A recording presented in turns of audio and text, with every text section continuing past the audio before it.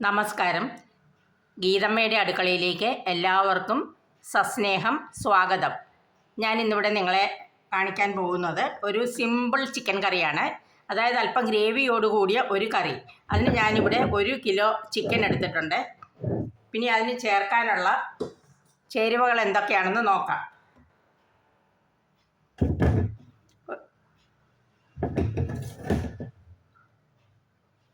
ഇതൊരു 4 സബോള പൊടിയായിട്ട് അരിഞ്ഞതാണിത്. ഇത് പിന്നെ ഇഞ്ചി വെളുത്തുള്ളി പേസ്റ്റ്, ഇത് ഞാൻ സൂപ്പർ മാർക്കറ്റിൽ നിന്ന് മേടിച്ചതാണ്. പിന്നെ ഒരു 4 പച്ചമുളക് രണ്ടായിട്ട് കീറിയതുണ്ട്. പിന്നെ ഒരു പിടി, ഒരു 10-25 ചുമന്നുള്ളി ചെറുതായിട്ട് അരിഞ്ഞതുണ്ട്. പിന്നെ കുറച്ച് കറിവേപ്പില, കുറച്ച് മല്ലിയില, പിന്നെ 2 തക്കാളിയും. ഇതെല്ലാം വാടി കഴിഞ്ഞ് തക്കാളി അരിഞ്ഞിട്ട് നമുക്ക് വാട്ടിയെടുക്കാം. അപ്പോൾ ആദ്യം നമുക്കിതെല്ലാം ഒന്ന് വാട്ടിയെടുക്കാം. അതിനായിട്ട് ചീനച്ചട്ടി വെച്ച് അടുപ്പ് കത്തിക്കാം. ചീനച്ചട്ടി വെച്ച് അടുപ്പ് കത്തിച്ചിട്ടുണ്ട്. ഇനി നമുക്ക് വെളിച്ചെണ്ണ ഒഴിച്ചു കൊടുക്കാം.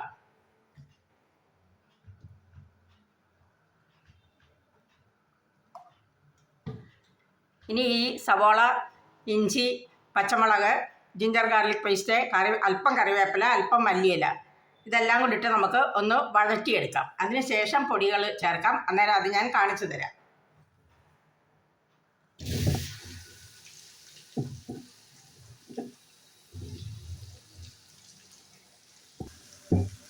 വഴറ്റാനുള്ളതെല്ലാം ഇട്ടിട്ടുണ്ട്. അതിൻ്റെ കൂടെ ഈ ഉപ്പും കൂടി ഇട്ട് നമുക്കിതെല്ലാം കൂടെ നല്ലപോലെ ഒന്ന് വഴറ്റിയെടുക്കാം.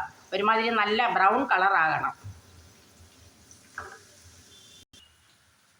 ഉള്ളിയും സവോളയൊക്കെ അവിടെ വാടിക്കൊണ്ടിരിക്കുവാണ്. ആ സമയത്ത് ഞാനിതിനെ ചേർക്കുന്ന പൊടികൾ കാണിച്ചു തരാം. 2 സ്പൂൺ നല്ല മുളക് പൊടി, അതായത് ഈ കാശ്മീരി മുളക് പൊടിയാണ്.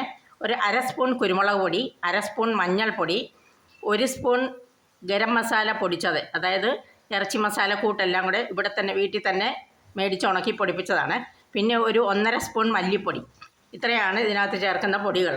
ഇതെല്ലാം വാടിക്കഴിഞ്ഞ് തക്കാളിയും കൂടി ഇട്ട് വാടിക്കഴിയുമ്പം ഈ പൊടികളെല്ലാം കൂടെ ചേർക്കാം. അതെല്ലാം നന്നായിട്ട് വാടിയിട്ടുണ്ട്.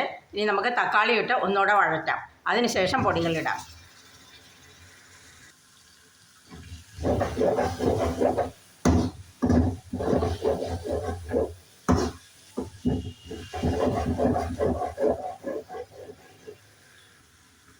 തക്കാളി ഒരുമാതിരി വഴണ്ട് വന്നിട്ടുണ്ട്.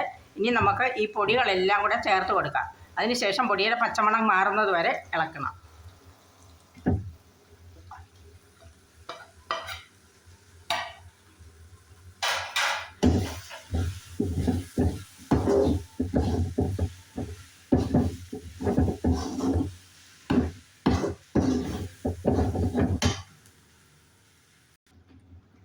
ഗ്രേവി പാകമായി. ഞാനൊരല്പം വെള്ളവും കൂടെ ചേർത്ത് നല്ല തിക്ക് ഗ്രേവി ആക്കിയിട്ടുണ്ട്. ഇനി ഇതിനകത്തോട്ട് ചിക്കൻ ഇട്ട് കൊടുക്കാം. അപ്പോൾ ആ ചിക്കനിൽ നിന്ന് ഇറങ്ങുന്ന വെള്ളവും കൂടെ ആകുമ്പം കറിക്ക് ആവശ്യത്തിന് ഗ്രേവി ഉണ്ടാവും. ഇല്ലെങ്കിൽ നമുക്ക് കുറച്ച് വെള്ളം കൂടെ ചേർത്ത് കൊടുക്കാം.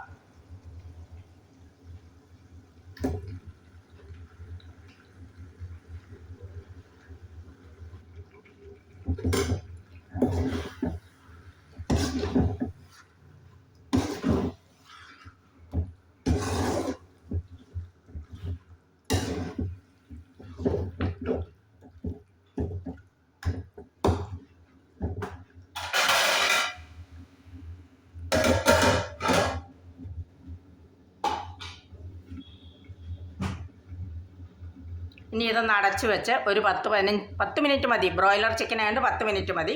ഒന്ന് വേവിച്ചെടുക്കാം. അതോടെ നമ്മുടെ ഇതിൻ്റെ പരിപാടി കഴിഞ്ഞു. പിന്നെ എൻ്റെ ചാനൽ കാണുന്നവരെല്ലാവരും ഇതൊന്ന് സബ്സ്ക്രൈബ് ചെയ്യണം, പ്രോത്സാഹിപ്പിക്കണം, ഷെയർ ചെയ്യണം, ലൈക്ക് ചെയ്യണം, പറ്റുവാണെങ്കിൽ കമൻറ്റും കൂടെ ചെയ്യണം. ഇപ്പം നമ്മുടെ ചിക്കൻ കറി ഓൾമോസ്റ്റ് റെഡി ആയിട്ടുണ്ട്. ഇനി അതിൻ്റെ ഫൈനൽ ഗാർണിഷിംഗ് ആയിട്ട് കുറച്ച് മല്ലിയിലയും കൂടെ തൂകിക്കൊടുക്കാം.